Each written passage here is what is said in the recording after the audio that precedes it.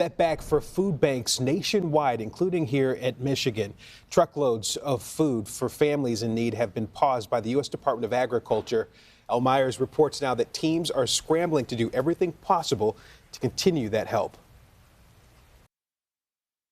Changes in agriculture agencies at the federal level are being felt here at home. But local food banks tell me they're adapting as best they can. Forgotten Harvest and Gleaners Community Food Pantry help feed thousands of families struggling with food insecurity. Sheila Marshall with Forgotten Harvest tells me on any given day, they're working with millions of pounds of food.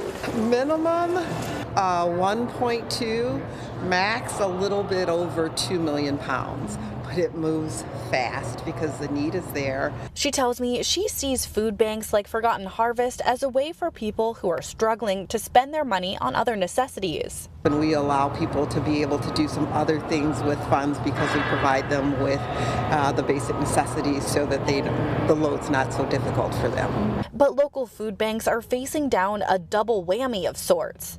The U.S. Department of Agriculture is pausing $500 million worth of food deliveries across the country, all while pandemic-era food assistance programs are no longer available.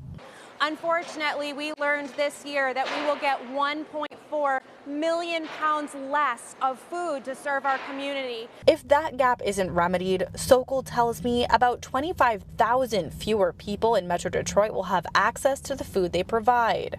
Just last year, food from the USDA accounted for about 27% of Gleaners' supply. What that means is that we have less variety or less volume for each of those households. That's families, that's children, those are seniors and veterans who are relying on us to help them get balanced nutrition. Both Forgotten Harvest and Gleaners tell me they're determined to get food and distribute it. Reporting in Southfield, I'm El Myers, CBS News, Detroit.